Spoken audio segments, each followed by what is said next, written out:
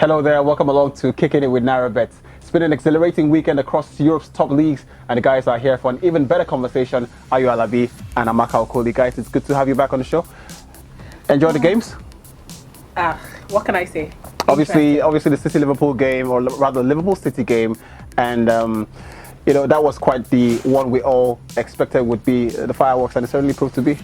To be honest with you, I expected City to win the game. I thought City would win the game, but Liverpool stunned everyone. 15 minutes into the game, they were 2-0 up, which completely took the game away from City right at the start of the game. Yeah. And City really couldn't respond. Third goal went in. As soon as that went in, it was game over. Pretty much a GG affair as far as goal scoring goes. Of course, the goal thing never came until 70-something, 80-something minutes. And someone like me, I was like, okay, City, even if you're not going to win, just give me the goal. But that would have been a popular call, isn't it? Right? Of course, both teams to score, obviously. City has to score. Right. They have, when you have Bernardo Silva, you have Aguero, you have Sterling. There's always a goal somewhere there. You have to score. Right. But then again, VAR. Yeah, we'll talk about VAR. We'll talk about that. But of course, another interesting talking point, which has just almost read its head in the last couple of days. It's the La Liga Premier League conversation, and you take a look at the top four in the Premier League. It's the 9 points clear, from the first team and the fourth team in the Premier League, and there's just 1 point separating the top 5 teams across Spain's La Liga. A lot of people will tell you Premier League is better, but the stats do not suggest that either. Well, it's better. For me, it's better. It's just because the Spanish league has been poor this season. That's why there's only 1 point between those 4 or 5 teams. Right. Normally, Real Madrid and Barcelona will be 50 points clear at this stage of the season. Yeah. But it's been a poor season for even Barcelona. For Valverde to be under pressure, and Zidane is under pressure, tells you, and both of them are top 2. Yeah. That tells you a lot. So what does that make Diego Simeone then? Well, if Valverde and Zidane are under pressure. I think for Diego Simeone, the season started, and I thought that, okay, this is going to be the season where Atletico Madrid are going to actually maybe win the league again. I thought it might be the season as well. Because after they signed a 120 million player, I'm like, and they started well. All of a sudden, they just, they started to draw games, and I'm like, here we go again. So like he said, I think the La Liga, they've been very poor, very, very poor. And that's why we have just a point difference between, the top 4 teams, top 4 teams. basically. But normally, I'm going to tell you that the Premier League is, Well, the manager Pep Guardiola in his post-match press conference did say it was a good advertisement for the Premier League, the exhilarating quality of the game and the high octane. It was just, I think we've been so used to getting let down by the big games.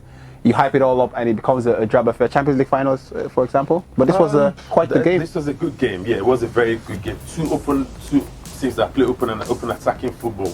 If that was a Mourinho team against one of them, trust me, it wouldn't have been like that. Right, I think we need to get Biola back into this. Yes, he will be pragmatic. And I don't mind when Mourinho does it. He goes into a big game, he adapts his tactics, whether it's home or it's away. All he wants to do is win that game or get the desired results. If he needs the point, he goes for the point and he gets it. Right. He doesn't care if he plays 11 men behind the ball. That's what he's going to do. But the other two will go, well, I need a draw, I'm still going to attack. And then you end up losing. Yeah. Title over? League title done and dusted? No. You can't say that. Come on, with how many? We have a couple of games to go. Or 26 games thereabout. 26 games to go. 9 points clear. And let's not forget Liverpool were at some point they were 7 points clear sometime last season. And they still managed to lose the league to City. You look at Manchester City, like they've got the best team in the league. If I do say so myself. Right. So that's the reason why I think Liverpool fans would not be so confident, because City have got the best team in the Premier League. I'm not sure it's the best team this season, to be honest, because I think a couple of injuries and all of that has really affected their chances. Yes. Right. So when Pep Guardiola actually has everybody back, City are capable of going on 20 games without losing. Yeah. But then Liverpool are yet to experience injuries or maybe players getting. I mean, they've had their fair share, but I think they managed it a little bit better. I mean, Alisson missed the first couple of games. Salah missed a couple of games also. We're talking about 6 months injury. Yeah, let's talk about Mane or someone like Salah being out.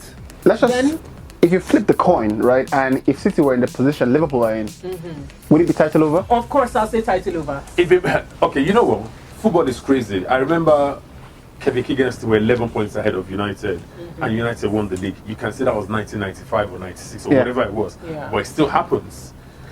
If that was a Mourinho thing, that was 9 points ahead. what Mourinho will do from now is play pragmatic football right from now till the end of the season. Right. We don't give a fuck what anyone thinks. Well, He's just going to go. Do you remember the season when they went back, after they went back to Chelsea and they were leading the league? Yeah. They were playing open, attractive football. In January, they went to Spurs and lost 5-3. From then on, bam, defensively, fuck everybody. And game over pretty much. Yeah. But he was talking to Sky in the post-game analysis, and he did mention that if his team were 9 points clear with the quality Liverpool have got, it pretty much would be done and dusted. Yeah. All right, then let's move away from Spain's La Liga to another big conversation, which we certainly need to have. Arsenal did play Leicester City across the weekend, and guys, we thought it would be a game where Emery would probably pull up something up his sleeves, but it wasn't the case, and Arsenal got battered 2-0. You don't pull up what you don't have, do you? Right. Well, truth is, Brendan Rodgers' side, they had possession. But attacking-wise, Arsenal looked more dangerous in the first half. Yes, exactly. Yeah. But then second half, they considered the first goal, and then they collapsed. And I do not know why you're playing Lacazette. He was match rusty. He is a fantastic striker, don't get me wrong, but he was match rusty against Leicester. Holding on to the ball too much, not knowing what Aubameyang didn't even get the services that he needed in the game. For me, I think Arsenal matched Leicester, but they just considered the first goal and then they collapsed. You've got to say it's Emery out season. It's never going to go away now. It's pretty much landed on the tracks. I'm not a modern fan, so I don't believe in all this manager out syndrome. No? I believe in giving a manager time. Right.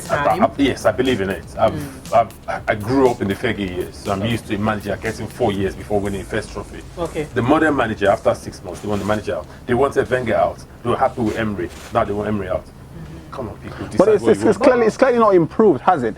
And when you think about the run of form, it's been worse than Wenger's last 50 games. Well, it is, but doesn't mean you have to sack him. Okay, so if you sack him and another one is slightly worse than Emery, what do? You sack him again.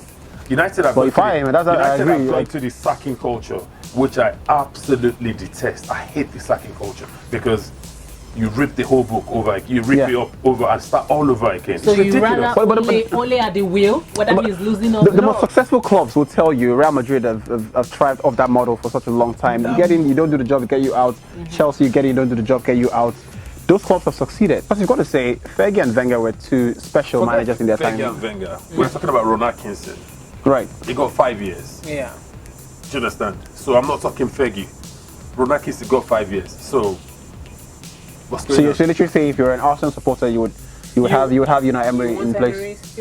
You give him till the end with of all the problems happening across the club, around the club. You give him till the end of the season. With the captaincy situation. It's a gradual process. You don't succeed a manager like Arsene Wenger and just come in and turn things around. No, I don't think. 18 months in the job. No. I don't believe in giving Unai Emery time. Why? Because you can't even see, when you say give somebody time, you need to see the signs that there is progress there. But with Unai Emery, there are no signs. How much has he spent? That's the question. For sure, he's gotten the biggest summer signing ever. He signed Pepe. Yes, signed Pepe. Pepe is useless. He's been outspent by Pep and what's his name? No, he had Rodgers. Rodgers done some good investments with Chelsea. Don't forget Chelsea have got good players. Unai Emery didn't make good players at Arsenal. At this point in time, he didn't make good players at Arsenal. Excuse me, can we match Arsenal and Leicester like who player finished for ahead player? of each other last season? Player for player. Player for player, Arsenal got better players. Exactly. Than Leicester City. Player for player. In whose books? We could do a first 11. We could do it for Pereira, Bellerin, Ricardo Pereira all day long. Pereira's been the best right back in Premier League for. Tierney, Chilwell all day long. No way.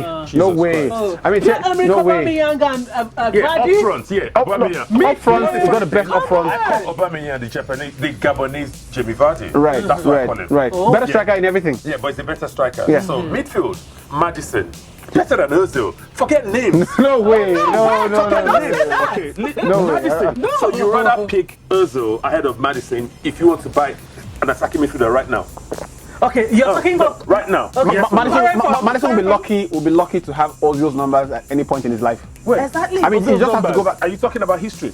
No. I mean, you've got to always look at antecedents. It's like calling Mata a brilliant footballer now. He was a brilliant footballer. He's no longer a brilliant footballer. Right. So I mean, Maddison is better than Jack Grealish is better than him right now. What? Jack Grealish, Aston Villa, that's fine. But I mean, we're not going to spend the whole day talking Arsenal. And if you look at player for player, yeah, a combined 11, Leicester will have more players in there. They have a better goalkeeper. yeah, They do. well that works. They are better defenders. They do. Yeah. It's facts of life. Arsenal only have Aubameyang. And who? You think Lacazette is a brilliant footballer? I think it's okay. I think it's a brilliant finisher. I think it's a. Guendouzi. I think it's Guendouzi was causing the David national Luiz. team. Well, so, let's just wrap it up He was on. playing in Division 2 in France. Just last season. Well, yeah, I mean, he's still a great young kid, to be fair. He's Still a great young kid, to be fair. He did.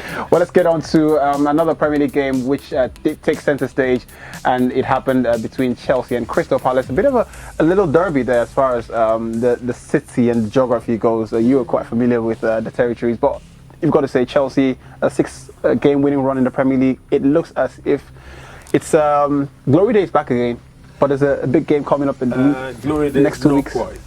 Not quite glory days. I don't think it's glory days.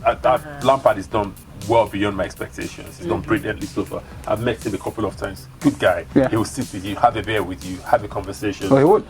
Oh, great guy. So I'm surprised he's done so well, because not because he wasn't a good person, but because I thought the jump might be too big for him, losing his best player, and then not being able to sign anyone. But they signed Pulisic before he came in. Yeah. So he's done quite well. What he hasn't done is conceding goals. I don't know what he needs to do about that. Conceding goals, letting 4 against United, 4 against Ajax. Other games that is letting like 3 goals here and there. Yeah. Even Wolves that they won 5 to, they let in 2. Yeah. You will not be scoring 5 goals every game. Yeah, of course. Trust me. You will not be scoring 5 goals every game. And in big games where goals are at a premium, let's see what he does against City this week. I won't be surprised if he loses 5-1 to City. Well, for me, I think for Frank Lampard, the issue here is, I'll say I'm surprised with what he's doing at Chelsea, and on the other hand, I'm not surprised. A manager that went to Derby County, They've got to pick a side now. you know, well, I'm in between. Right. He went to Derby County. He took them to the Championship playoff finals. Right. We didn't get to the Premier League. Yes, but Lost to Aston Villa. But getting to a playoff, championship playoff is a big deal. Yeah. And then he comes to Chelsea. I was one of the people that say, oh no, Chelsea job is too big at this point. Yeah. You know, are you sure this is not going to erase all of the legacy you had at Chelsea? Because Chelsea fans and the rest of them got high expectations. They're going to forget quickly how good a player you were at Chelsea. To be honest, I don't think that happens. Kenny Dalglish went to Liverpool and he fucked up at the end of the day. They still love him. Well, for me, if you get sacked at United, it doesn't change his legacy. no, I think for Frank Lampard, he's done a good job so far. And then there was something Jose Mourinho said, you know, during the game with Manchester City and Liverpool. You know, he's still afraid for Chelsea when they play the big boys, because Lampard, he's got the team playing very well. They're playing like you watch Chelsea. Even I hear some Arsenal fans saying, "Oh, I'm shocked." As in Arsenal fans are saying Chelsea are playing exciting football. Football that you want to. But you don't expect Arsenal fans to comment because Chelsea? Of course, when you come to England, when you talk of exciting football, is Arsenal. But then Chelsea. Well, historically. Well, right now Chelsea are playing good football. Then you ask yourself, is Lampard willing to adapt? Like you said, when you play, how I rate good managers is adapting your game based on your opponent. To the because big games, you don't go to play Manchester City and play expansive football. I hope that when he's playing Manchester City, N'Golo Kante, you know, someone was like, "Oh, I'm beginning to get worried for N'Golo Kante." I'm like, if N'Golo Kante is fit, N'Golo Kante must play. Whether he plays as a goalkeeper, who said that? I don't care. Who said that? You know, people were like, "Oh, Kovacic and Jorginho are beginning to play very well." We need to. I'm like, Kante is Kante. Kante must play. So for me, Kante must play against City. You must find a balance between defending and attacking, because that is the only way you get to beat the big boys. And he's yet to do any of that this season. Hasn't quite won against the so-called big teams, Manchester United, on the opening day and a second game in the League Cup. Right then, it's certainly a good call for betting people. It's coming the most popular call on the show. Goal. If you're a Chelsea fan, if you're a betting man, you obviously have Chelsea on the goal affair, because they never keep a clean sheet. But if you did that against Crystal Palace, I'm sure the likes of Wilfred Zaha would have disappointed. Zaha had a terrible game. So it would take an opposition player a terrible game to keep a Chelsea clean sheet. But but then again, I must give credit to the likes of Kurt Zuma and Fikayo Tomori. Like, you know, I saw the lineup against Crystal Palace. Lampard benching Cesar Spilicueta and bringing the young Reece James. For the first I'm time. like, oh, this guy's got balls. Like, he's benching Cesar. But the guy performed so well, and I was impressed. I think it was against Crystal Palace, and maybe Aspilicueta needed the rest. Yeah, so that's the right. I think Aspilicueta has played the most games as a Chelsea player. Has not had a good season. Let's be fair. Not too much. I think he had a fantastic game against Ajax. Not too bad a game against Ajax, but I think it's always good to see him have a rest. But funny thing now is Chelsea. I can't believe the odds for City to beat Chelsea 1.44. 1.44, Oh, that's ridiculous. That's not going to change in the next fortnight. Nah, Chelsea has 7.40 to win away. 7.40 to win away. Yeah. That's a monster. I put my money on Chelsea. So Manchester if you put a 10k or 1k on it. Put 10k on it, that means you lose 10k. That's what it means. That's what it means, huh? Yeah. Right. What do you mean I'm losing? No, I'm winning. Chelsea are losing. No, because they're beating Manchester City. No, it's not possible. Oh, that's what you're saying. For a second, I was like... No, what it means is, if you put 10k on Chelsea to win... So you don't think Chelsea can beat City, no? Why don't you think they can beat City, though? Because they're not good enough. They can't defend. They can't defend to save their lives. But Manchester City, have they been fantastic? They've been better. They've got a terrible defense. Edison might not be around. And then let's talk about the injury problem they've got. The back four is not as stable as it was. There has to be a chance, surely.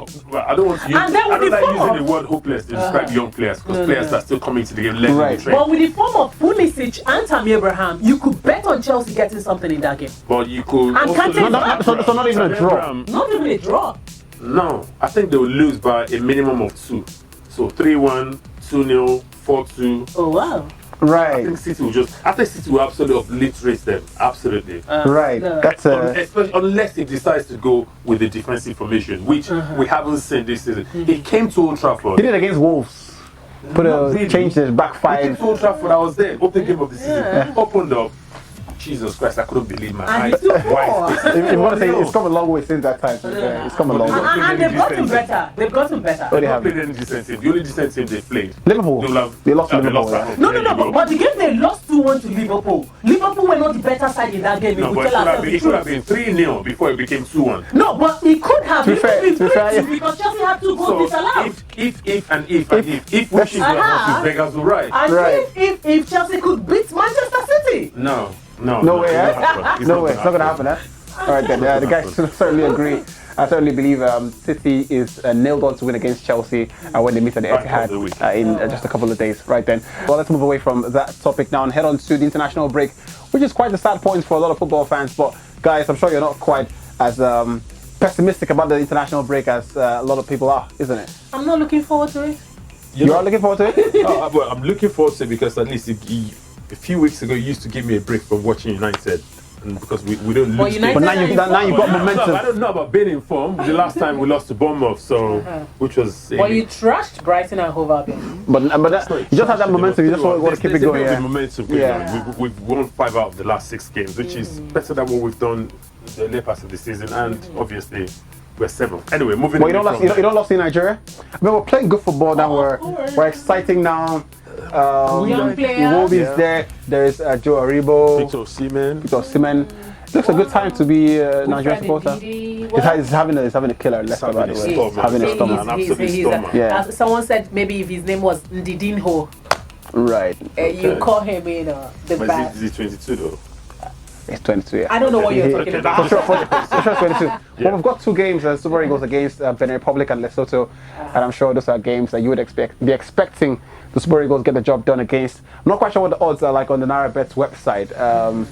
You might want to check it out, but I'm sure whatever the odds would be, we would be fancy to beat Benin Republic and Lesotho. Because we're playing so well. You look at, so far from finishing 3rd in the African Cup of Nations, all the games we've played, we've not done badly. Yeah, we're enjoying it, yeah? I'm enjoying. United are 1.29 to beat Benin Republic. Nigeria, you mean? It's running through your blood, basically. Oh, God, sorry. United runs through my blood. Nigeria 1.29 to beat Benin. Imagine saying United to beat Benin Republic. Yeah, that would be a great game, isn't it? You actually are not looking forward to the international break. To be honest, I hate international football. I absolutely detest it. You don't like the World Cup? I love the World Cup. Well, you don't love the Euros? I love the Euros, I love but the I Euros. don't like the qualifiers. The qualifiers are too mundane. Right. Even the African Cup of Nations, see Nigeria played with the Republic. Probably Nigeria win 4-0. I mean, Hopefully win 4-0. Are you Yes, sure? you could even win. So that's a prediction for sure, right? That's a prediction. Surprisingly, you could see a goalless game. United, Jesus Christ. Nigeria. Nigeria to win by a minimum of 2-0. Minimum of 2-0. So Right. 2.31, 2-0, 4-2 minimum. Right. So you think Benin Republic will score Nigeria? Not necessarily, but it could be 2-0. It could be 4-0. I think it's just cool. the minimum. I think that's cool. Yeah. I think that's cool. I think Nigeria will win, as in, Yeah. 2-0. Yes. But of course, we've talked about Nigeria, and I'm sure we're just going to have to wait for the action. But let's talk about the. It's been a bit of a battle that has been taken from club football to international football. Ryan Sterling and Joe Gomez. It's hasn't gone away, has it? We did see the headlines that both players had a bit of a coming together, as they call it in football. I mean, Joe Gomez was one of the first players to arrive in camp. Right. He worked with a few of the boys there, and Raheem Sterling walked in, just went straight for Joe Gomez. This is confirmed story Yeah. from the FA this morning, and he went straight to Joe Gomez and kind of like tapped him on the chest. You think you're a big man now, Yeah. right? And then grabbed him by the throat. Yeah. Whoa. Wow. And then Joe Gomez reacted. Of course. And reacted and led to handbags, Yeah. basically. Yeah. And the other player stepped in, so I had it now got moved to one of the players' rooms. And Jordan Henderson, one of the senior players of the vice captain of England, Yeah. and he was on the phone because some of the boys have not arrived. So he was on the phone Trying to settle. to yeah. reconciliation Yeah. between two of Yeah. them. Both players, yeah. I mean, You think it's going to go away? settled it. I think it will go away. It's very rare. I've not even seen this current England team. I love the current England team. I hated the previous England team because there was so much club rivalries. Yeah. But now I see the current England team. Everyone is together. Yeah. Players from Man City are close friends with players from Man United. Never happened before. Aren't we seeing a repeat of? And that's Go what ahead. Roy Keane he's always about. He doesn't like the fact that after a football game, you are his changing jerseys. No, what Roy Keane was talking about is shaking hands as club rivals Yeah. before a game. You can be friends off the pitch. Yeah. After a game, maybe you lose to the opponent, and then you go hugging and shaking hands. Maybe But that's Like totally the- different Yeah. from what we're seeing. Roy Keane is crazy anyway, so forget about Roy. Roy Keane is quite well, but the then player. again, I take this back to Spain. You know, there was a time I heard that the likes of Gerard Piqué and Sergio Ramos weren't speaking to each other Yeah. because the rivalry of Barcelona and Real Madrid. But when it comes to playing that 5 and 6 position, you can't doubt that they did it very well. Yeah. Well, maybe it's because they never had to defend a lot. You know, Spain had so much of the ball. It was just about pretty much getting the job done. But you've got to say it's almost coinciding with another era of two managerial superstars, Pep and Jurgen Klopp. Is that transitioning into the national team? I Back in don't- Spain, just like Amaka mentioned, I don't we had think Klopp- Pep and Mourinho. The Real Madrid versus be the. compared to Pep Guardiola yet, though. Why not? No. No, he's not there yet. I mean, it's not about them, but the teams they manage But in to be honest with you, I football. don't think it's Sterling was just being a dickhead. Right. Basically. He was just He was a dickhead before, Yeah. became a proper human being. Maybe he's now going back to being a dickhead. I think the hope- racism I thing hope has he's given not. him But a nice little look, huh? yes. But he shouldn't have done what he did. He's Yeah. apologized. Come on, he's gone. yeah. Think he should get fined? No, He's been dropped for the game. Oh yeah, that's enough. So he To just the game. lazy. And going to the. He's their best player anyway, so. Yeah. No, but He's the best player. they've got a couple of, you know, against Montenegro, they won't miss him. Yeah, and They've got England at players. 1.04 to win. That's To a win, shocking nah. odds. I wouldn't be losing my 1.04 money. to win. That's So if you put 10,000, you win 49 or something stupid. So I think the best odds might be England winning first and second half, Or England or to scoring win. in both halves England to win by 5-0.